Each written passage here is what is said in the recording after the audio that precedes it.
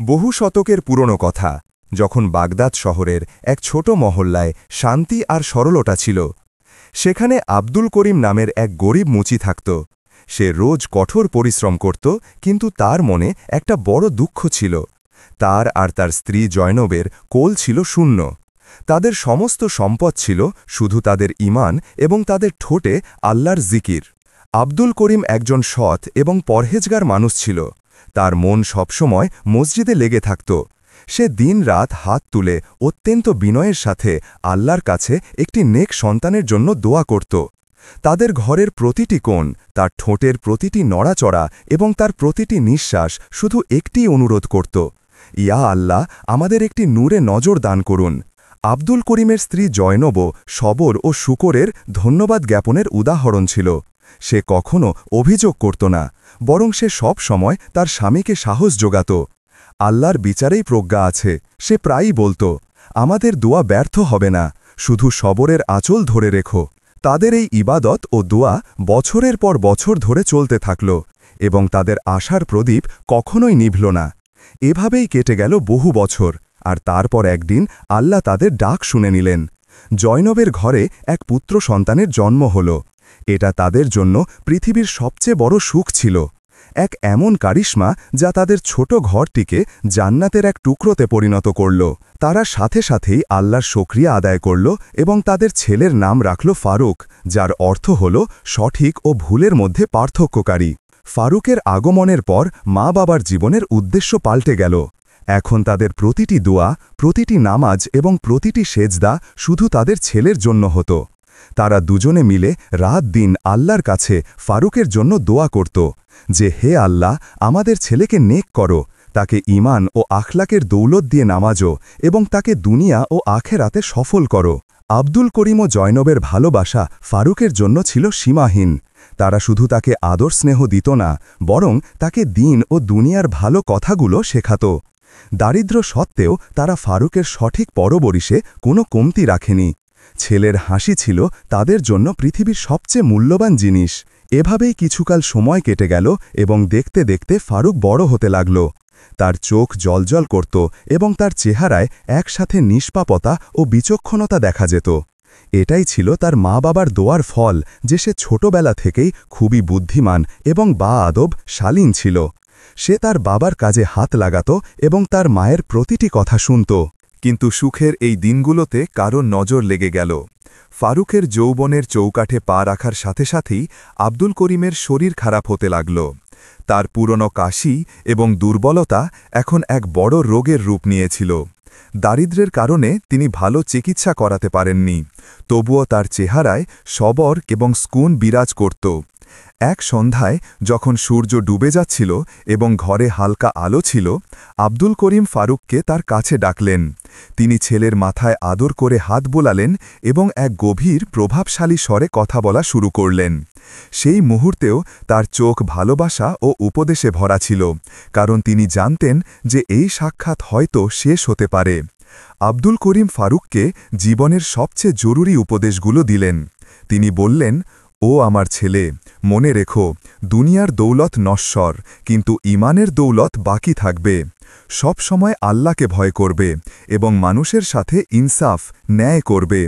গরিবদের সাহায্য করবে এবং কখনো কারো হক, অধিকার হরণ করো না। এই কথাগুলো ফারুকের হৃদয় গেঁথে গেল। তিনি তার কথা চালিয়ে যেতে যেতে বললেন, জীবনে যখনই কঠিন সময় আসবে, ভয় পেও না। শুধু দুটো জিনিসের আশ্রয় নিও, সবর আর দোয়া। সবর তোমাকে কঠিন সময়ে ভেঙে পড়তে দেবে না, আর দোয়া তোমাকে আল্লাহর সাথে যুক্ত করে রাখবে। আর আমার মৃত্যুর পর তুমি জয়নবের একমাত্র সাহারা, ভরসা হবে। তোমার মাকে কখনো একা ছেড়ে যেও না। এই উপদেশের ঠিক দুদিন পর আব্দুল করিমের ইন্তেকাল হল। তার চলে যাওয়া ফারুক ও জয়নবের জন্য এক বিশাল শোক ছিল। ঘরে দোয়া এবং নেক কাজের প্রদীপ হয়তো নিভে গিয়েছিল, কিন্তু আব্দুল করিমের দেওয়া উপদেশগুলো তার ছেলের জন্য একটি মিশাল হয়ে রইল। বাবার বিচ্ছেদের দুঃখে ফারুক কয়েকদিন ধরে খুবই গমঘীন ও নীরব থাকল। আব্দুল করিমের ইন্তেকালের পর সেই ছোট ঘরের পরিবেশ পুরোপুরি পাল্টে গিয়েছিল। চারদিকে নীরবতা আর দুঃখের ছায়া ছিল। ফারুক যে সবে যৌবনের চৌকাট পেরোচ্ছিল, তার বাবার মৃত্যুতে ভেঙে পড়েছিল।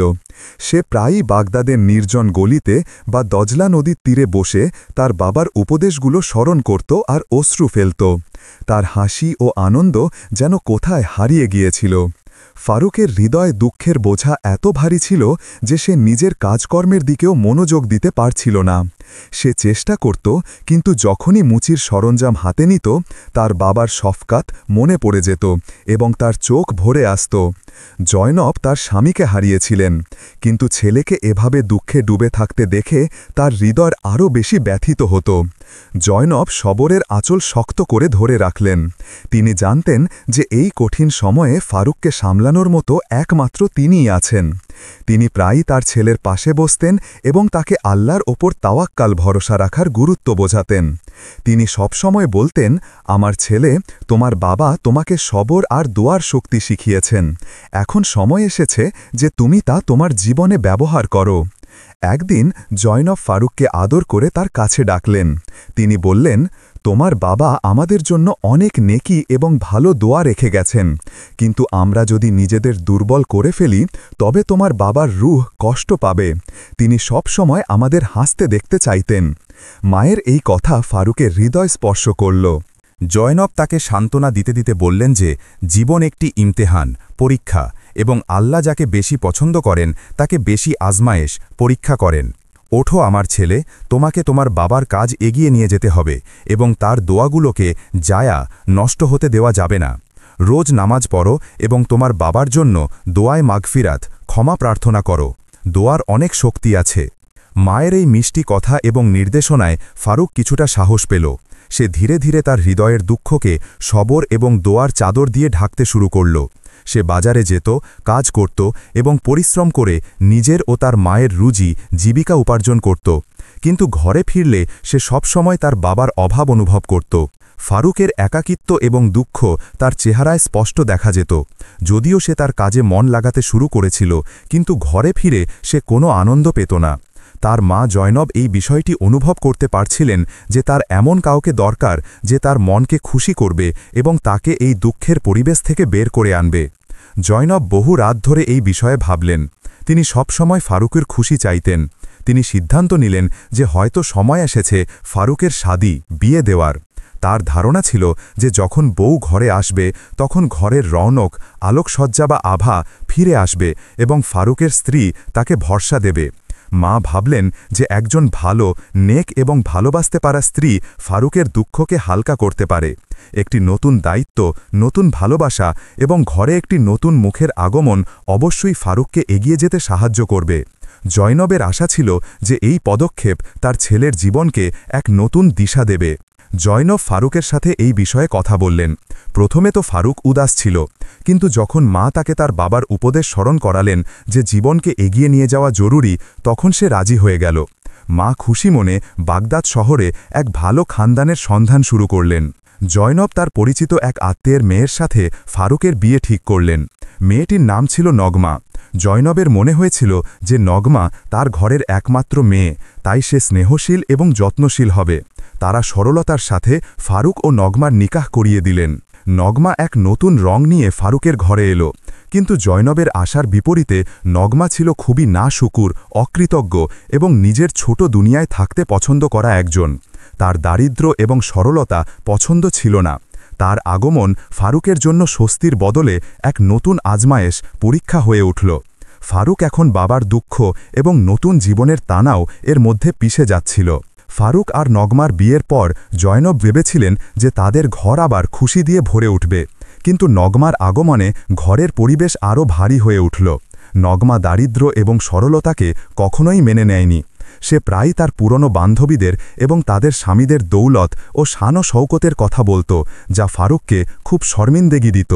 নগমার এই বিষয়ে সবসময় অভিযোগ থাকত যে তার স্বামী ফারুকের আয় খুব কম এবং সে কেন বাগদাদের বড় সাহুকারদের জমকালো জীবনযাপন করতে পারে না। সে ভুলে গিয়েছিল যে দৌলতের চেয়ে বেশি গুরুত্ব ঈমান এবং নেক নিয়তির হয়, যা ফারুকের বাবা তাকে উত্তরাধিকার সূত্রে দিয়েছিলেন। সে প্রায়ই তার শাশুড়ি জয়নবকেও টানা কটাক্ষ দিত। এ কেমন ঘর, সে বলতো, যেখানে খাওয়ার জন্য শুধু সাধারণ রুটি আর পান করার জন্য শুধু জল আছে। আমার বাবার বাড়িতে এর চেয়ে বেশি সুখ সুবিধা ছিল। তার না শুকরি এবং বদজুবানি খারাপ কথা জয়নবের হৃদয়কে খুব দুঃখ দিত। তবুও তিনি তার সবরকে নষ্ট হতে দিতেন না। ফারুকের জন্য এই সময়টা খুব কঠিন ছিল। একদিকে তার বাবার দুঃখ আর অন্যদিকে স্ত্রীর রোজকার কটাক্ষ এবং ঝগড়া। সে পরিশ্রম করে কাজ করত, কিন্তু নগমা সবসময় আরও বেশি চাইত। ফারুকের চোখে প্রায়ই বেবসী, অসহায়তা এবং উদাসীনতা স্পষ্ট ফুটে উঠত। একদিন নগমা সব সীমা ছাড়িয়ে গেল। সে ফারুককে বলল, যদি তুমি আমার জন্য সোনার জেবর গয়না আনতে না পারো, তবে তোমার রোজগারের কি লাভ? আমি এই গরিবের জীবন নিয়ে ক্লান্ত হয়ে গেছি। আমার বাবা ভুল করেছিলেন যে তোমাকে এত নেক ও গরিব মনে করেছিলেন। ফারুকের হৃদয় ভেঙে গেল। সে সাথে সাথেই তার মায়ের কাছে গেল এবং কাঁদতে কাঁদতে সব কথা জানাল। সে বলল, আম্মা, নগমা আমার জীবনে শান্তি আনার বদলে আমার দুঃখ আরও বাড়িয়ে দিচ্ছে। আমি কি করব? আমার মনে হচ্ছে যে আমি আমার জীবনের ইমতেহানে হেরে যাচ্ছি। জয়নব তার ছেলেকে বুকে জড়িয়ে ধরলেন এবং বললেন, আমার প্রিয় ছেলে, তোমার বাবার উপদেশ মনে করো। নগমা নাশকর অবশ্যই, কিন্তু সে তোমার স্ত্রী। এর সবব কারণ আল্লাহ তোমাকে সবরের বিনিময়ে দেবেন। তুমি রাগ করো না, বরং তার জন্য হেদায়েতের সঠিক পথের দোয়া করো। মনে রেখো বাবা, মা বোঝাতে বোঝাতে বললেন, মানুষের ইমতেহান শুধু দারিদ্র্যে হয় না, কখনো কখনো কঠিন সম্পর্ক এবং খারাপ সোহবত ও এক বড় আজমাইশ হয়। তুমি তোমার কাজে ইমানদারি, সততা বজায় রাখো এবং প্রতিটি নামাজের পর আল্লাহর কাছে নগমার ইসলাহ সংশোধনের জন্য দোয়া চাও। ফারুক মায়ের উপদেশে আমল করার সিদ্ধান্ত নিল। সে নগমার কথাগুলোকে নজরআন্দাজ করা শুরু করল এবং তার সমস্ত মনোযোগ তার পরিশ্রম এবং আল্লাহর ইবাদাতে লাগাল। সে বাগদাদের বাজারে আরও বেশি সময় দিতে লাগল, যাতে সে নগমার কিছু প্রয়োজন পূরণ করতে পারে। ফারুক এটাও অনুভব করল যে যখন সে নগমাকে মুখ দিয়ে উত্তর দিত, তখন ঝগড়া বেড়ে যেত। এখন সে তার কথা বলার পরিবর্তে চুপ থাকতে শিখে নিল। যখনই নগমা তাকে কটাক্ষ করত, সে মনে মনে ইয়া সবুর, হে সবরকারী উচ্চারণ করত এবং আল্লাহর কাছে তার জন্য সাহস চাইত। জয়নব প্রতি রাতে জেগে তার ছেলে এবং পুত্রবধূ দুজনের জন্যই দোয়া করতেন। তিনি নগমার জন্য বিশেষ দোয়া করতেন যে আল্লাহ যেন তার হৃদয় থেকে নাশুকরি বের করে দেন এবং তাকে শুকরিয়ার দৌলত দেন। তার দোয়াগুলো চুপিসারে আকাশের দিকে যেত, যা শুধু আল্লাহই শুনছিলেন। এই দুঃখ ও দুশ্চিন্তায় সময় কেটে যেতে থাকল। একদিন নগমা ফারুকের কাছে একটি বড় এবং দামি আংটি আনার জন্য জেদ করল। সে হুমকি দিল যে যদি ফারুক তা না করে তবে সে তার বাবার বাড়িতে ফিরে যাবে। ফারুক তার উপর রাগ করল না, কিন্তু তার হৃদয় এখন আরও বেশি চিন্তিত হয়ে উঠেছিল। সে সারা রাত জেগে রইল এবং আল্লাহর কাছে সাহায্য চাইল, কারণ এখন তার সবর ভেঙে যাচ্ছিল। নগমার জেদ ফারুককে এক গভীর চিন্তায় ফেলে দিল।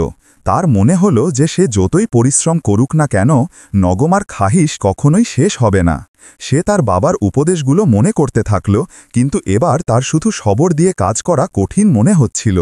তার মনে হল যে হয়তো আল্লাহ তার তকদিরে শান্তি লেখেননি। কিন্তু তখনই তার মায়ের বলা দ্বিতীয় শক্তির কথা মনে পড়ল, দোয়ার শক্তি। ফারুক সেই রাতেই তাহাজ্জুদের জন্য ওঠার সিদ্ধান্ত নিল। সে 2 রাকাত নামাজ পড়ল এবং কেঁদে কেঁদে আল্লাহর কাছে দোয়া চাইল, ইয়া আল্লাহ, আমি তোমার ইচ্ছায় রাজি আছি, কিন্তু এই আজমাইশ আমাকে দুর্বল করে দিয়েছে। আমাকে এত সবর এবং সাহস দাও যে আমি আমার স্ত্রীর নাশুকরি সহ্য করতে পারি এবং তার হেদায়েতের জন্য কোনো সবব তৈরি করে দাও। সকাল হল। তখন ফারুক এক অদ্ভুত সিদ্ধান্ত নিল। সে তার কাজ থেকে একদিনের ছুটি নিল এবং বাগদাদের বিখ্যাত বাজারে গেল। সেখানে সে তার বাবার স্মৃতি জড়িত একটি শেষ জিনিস, যা ছিল একটি দামি পুরনো চামড়ার ঝুড়ি যা তার বাবা খুব যত্ন করে রেখেছিলেন, তা বিক্রি করার ইচ্ছা করল। এই ঝুড়িটি তাদের জন্য খুবই আজিজ, প্রিয় ছিল। ফারুক সেই ঝুড়িটি এক পুরনো কারিগরকে দেখাল। কারিগর ঝুড়িটির প্রশংসা করল, কিন্তু সেটি কিনতে বেশি আগ্রহ দেখাল না। ফারুক উদাস হয়ে এগিয়ে গেল, কিন্তু তখনই তার নজর বাজারের মাঝখানে বসে থাকা এক অদ্ভুত ও গরিব ব্যক্তির ওপর পড়ল, যে খুব বৃদ্ধ ছিল, কিন্তু তার চোখগুলো ছিল খুব তীক্ষ্ণ। সেই বৃদ্ধ লোকটি কোনো সাধারণ ক্রেতা মনে হচ্ছিল না। ফারুক সাহস করে তার কাছে গেল এবং সেই পুরনো ঝুড়িটি তাকে দেখাল। বৃদ্ধ লোকটি ঝুড়িটি মনোযোগ দিয়ে দেখল, তারপর হাসল এবং ফারুককে জিজ্ঞেস করল, তুমি কেন এই জিনিসটা বিক্রি করতে চাও, যা তোমার বাবার নিশানি, স্মারক? ফারুক তার হৃদয়ের সমস্ত অবস্থা তাকে বলল, বিশেষ করে নগমার জেদের কথা। বৃদ্ধ লোকটি ফারুকের সমস্ত কথা খুব মনোযোগ দিয়ে শুনল। সে ঝুড়িটি ফিরিয়ে দিয়ে বলল, আমি তোমাকে এই ঝুড়ির বদলে টাকা দেব না, তবে আমি তোমাকে একটি জিনিস দেব। এটা হলো দোয়ার পাথর। এটা কোনো কঠিন সমস্যা সমাধান করার জন্য নয়, বরং এটা তোমাকে তোমার দোয়ার শক্তিকে সব সময় মনে করিয়ে দেবে। ফারুক অবাক হল। সে বৃদ্ধকে জিজ্ঞেস করল যে এই পাথরের কি লাভ? বৃদ্ধ উত্তর দিল, যখনই তোমার স্ত্রী কোনো জেদ করবে বা তোমাকে কষ্ট দেবে, তখন তুমি শুধু এই পাথরটি মুঠোর মধ্যে নিয়ে মন থেকে তোমার বাবার জন্য দোয়া করবে এবং 3 বার বলবে, সবর ও শুকর। যদি তোমার দোয়া সত্যিকারের হয়, তবে এই পাথর তোমাকে রাস্তা দেখাবে। ফারুক বাধ্য হয়ে এবং এক আশা নিয়ে সেই পাথরটি নিয়ে নিল এবং টাকা ছাড়াই বাড়ি ফিরে এলো। সে নগমাকে কিছু বলল না। নগমা যখন দেখল যে ফারুক খালি হাতে এসেছে, তখন সে খুব রেগে গেল এবং তাকে খারাপ কথা বলতে লাগল। সে তার আংটির জেদ আবারও করল এবং জোরে জোরে চিৎকার করতে লাগল। ফারুকের বৃদ্ধের কথা মনে পড়ল। সে চুপ করে সেই পাথরটি মুঠোর মধ্যে নিল, চোখ বন্ধ করল এবং তার বাবার জন্য দোয়া করল যে আল্লাহ তাকে সবর দিন। তারপর সে 3 বার বলল, সবর ও শুকর, আর নগমার কথার কোনো জবাব দিল না। পরের দিন যখন ফারুক তার কাজে যাচ্ছিল, তখন বাজারে একটি ঘটনা ঘটল। বাগদাদের বিখ্যাত শাহুকারের বটুয়া মানি ব্যাগ কোথাও পড়ে গিয়েছিল, যার মধ্যে সোনার দিনার ছিল। ফারুকের নজর সেই বটুয়ার উপর পড়ল এবং সে সততার সাথে সেই বটুয়া শাহুকারকে ফিরিয়ে দিল। শাহুকার ফারুকের সততায় এত খুশি হল যে সে ফারুককে ইনামে শুধু দিনারই দিল না, বরং তাকে তার সাথে কাজ করার এক বড় মৌকাও দিল। এখন ফারুককে একটি ছোট মুচির দোকানে বসার পরিবর্তে শাহুকারের বড় কাজে হাত লাগানোর সুযোগ মিলল, যার ফলে তার আমদানি কয়েক গুণ বেড়ে গেল। যখন ফারুক বাড়ি ফিরল এবং তার মাকে এই কথা বলল, তখন জয়নব আনন্দের সাথে সাথেই আল্লাহর শুকরিয়া আদায় করলেন। তিনি বললেন, দেখেছ আমার ছেলে, তোমার দোয়া কবুল হয়েছে। এটা তোমার সবর এবং তোমার বাবার নেক দোয়ার ফল। ফারুক এখন দোয়ার পাথর এবং বৃদ্ধ লোকটির কথার উদ্দেশ্য বুঝতে পারছিল। ফারুকের আয় বাড়ার সাথে সাথে তাদের ঘরের আর্থিক অবস্থা এখন ভালো হতে লাগল। সে নগমার জন্য কিছু গয়না এবং কাপড়ও আনল। কিন্তু এখন নগমার আচরণ অদ্ভুত হতে শুরু করল। তার পয়সার জন্য খুশি ছিল, কিন্তু এখন সে ফারুকের নতুন কাজ এবং তার সময় দেওয়ার বিষয়ে প্রশ্ন তুলতে শুরু করল। তার মনে হতে লাগল যে ফারুক হয়তো ধনী হওয়ার পর পাল্টে যাবে। ফারুক এখনও নগমার প্রতিটি কথায় সবর দিয়ে কাজ করত। সে জানত যে দৌলত আসার সাথে সাথে তার আজমাইশ শেষ হয়নি, বরং এখন তার স্ত্রীর নাশুকরি রূপ পাল্টে গিয়েছিল। নগমা এখনও প্রতিটি ছোট বিষয়ে তকরার ঝগড়া করত। কখনো শাহুকারের ঘরের কাজের বেশি প্রশংসা করত, তো কখনো ফারুকের পরিশ্রমকে কম মূল্য দিত। একদিন বাগদাদ শহরে এক বড় গুজব ছড়াল যে শাহুকার, যার সাথে ফারুক কাজ করছিল, সে এক বড় কর্জ ঋণ নিয়েছিল এবং এখন সে দেউলিয়া হতে চলেছে। বাজারে এই খবর আগুনের মতো ছড়িয়ে গেল এবং লোকেরা শাহুকারের কাছ থেকে তাদের টাকা ফেরত চাইতে লাগল। ফারুকও এই কথা শুনে চিন্তিত হয়ে গেল যে তার নতুন চাকরিও না চলে যায়। নগমা যখন এই খবর শুনল, তখন সে খুব জোরে ফারুকের ওপর চিৎকার করল, আমি বলেছিলাম যে তোমার মতো গরিবের দৌলত হজম হবে না। তোমার বদকিসমতের কারণে আমাকে আবার দারিদ্র্যের দিকে ঠেলে দিলে। তুমি সব সময় নাকাম হয়ে থাকবে। নগমা রাগে ফারুককে অনেক খারাপ কথা বলল এবং তার বাবার বাড়ি যাওয়ার হুমকি দিল। ফারুক এবারও রাগে জবাব দিল না। সে তার মুঠোর মধ্যে সেই দোয়ার পাথরটি নিল যা বৃদ্ধ লোকটি তাকে দিয়েছিল। সে চোখ বন্ধ করল এবং অত্যন্ত বিনয়ের সাথে তার বাবার উপদেশ মনে করে আল্লাহর কাছে দোয়া চাইল। ইয়া আল্লাহ, আমার দুঃখ নেই যে দৌলত চলে যাক, দুঃখ এই যে নগমার হৃদয়ের নাশুকরি দূর হচ্ছে না। তাকে হকিকি দৌলত অর্থাৎ সবর ও শুকর দান করো। ফারুক মায়ের দিকে তাকাল। তিনি শুধু হেসে মাথা নত করলেন। মা বললেন, সবর করো আমার ছেলে এবং দোয়া ছেড়ো না। এই ইমতেহান টাকার নয়, নিয়তের, উদ্দেশ্যের। ফারুক সাহস করে পরের দিন শাহুকারের কাছে গেল। সে দেখল যে শাহুকার সত্যিই খুব চিন্তিত এবং হতাশ হয়ে বসে আছে। ফারুক শাহুকারকে বলল, মালিক, আমি আপনার কাছ থেকে অনেক কিছু শিখেছি। আমি জানি যে আপনি সৎ। আমার বাবা আমাকে শিখিয়েছিলেন যে যদি কারোর উপকার করো তবে শেষ সময় পর্যন্ত তার সাথে থেকো। ফারুক তার কাছে জমানো সমস্ত দিনার শাহুকারকে দিয়ে দিল এবং বলল, এটা আপনার আমানত, গচ্ছিত ধন, এটিকে আপনার ঋণ শোধ করতে ব্যবহার করুন। শাহুকার ফারুকের এই ইমানদারি এবং নেকিতে এত বেশি মুতাস্সির হল যে তার চোখে জল এসে গেল। সে ফারুককে বুকে জড়িয়ে ধরল এবং বলল, তুমি মানুষ নও, ফেরেশতা। তুমি আমাকে শুধু টাকা দাওনি, বরং একজন বন্ধুর সাহারা দিয়েছ। সে ফারুককে ওয়াদা করল যে সে এই ওয়াফাদারি কখনোই ভুলবে না। শাহুকার কিছুদিনের মধ্যেই তার ঋণ পরিশোধ করল এবং তার ব্যবসা আবার গুছিয়ে নিল। কিন্তু গল্পে মোড় এলো তখন যখন শাহুকারের নেক নিয়তিতে খুশি হয়ে তাকে তার ব্যবসার হিস্সেদার বানিয়ে দিল। এখন ফারুক শুধু মুলাজিম নয়, বরং বাগদাদের সবচেয়ে দ্রুত বাড়তে থাকা ব্যবসার মালিক হয়ে গেল। যখন নগমা এই খবর শুনল তখন সে স্তব্ধ হয়ে গেল। সে দেখল যে দারিদ্র্য ও ব্যর্থতার অভিযোগ সে ফারুকের ওপর দিচ্ছিল, আল্লাহ ফারুকের সবর এবং নেক নিয়তির মাধ্যমে তাকে দৌলাত ও ইজ্জতে বদলে দিলেন। নগমা প্রথমবার অনুভব করল যে তার কাছে যা কিছু ছিল তা তার নাশুকরির কারণে চলে যেতে পারত। নগমা সেই রাতে তার কাজের জন্য খুব আফসোস অনুশোচনা করল। সে তার শাশুড়ি জয়নবের কাছে গেল এবং তার কাছে মাফি চাইল। সে বলল, আম্মা, আমি সবসময় দৌলতকে হকিকি তাকত, আসল শক্তি মনে করতাম, কিন্তু আজ আমার বুঝতে পারলাম যে সবর ও দোয়াই হল আসল দৌলত, যার কারণে ফারুক কামিয়াব হয়েছেন। গল্পের মোড়কযুক্ত পরিণতি এই হল যে ফারুক তার ইমানদারি এবং সবরের মাধ্যমে ধনবান তো হল, কিন্তু আসল ইনাম এই ছিল যে তার মায়ের দোয়া কবুল হল এবং নগমার নাশুকরি দূর হয়ে গেল। নগমা এখন আল্লাহর শুকর আদায় করা এবং তার স্বামীর কদর করা স্ত্রীতে পরিণত হল। এই গল্পটি আমাদের বেশ কিছু গভীর এবং জীবন পরিবর্তনকারী শিক্ষা দেয়। সবর এবং দোয়া মানুষের সবচেয়ে বড় শক্তি। যখন মানুষ পরিস্থিতি থেকে হার মেনে নেয় তখন দোয়া তার সাহারা হয় এবং সবর তাকে ভেঙে পড়তে দেয় না।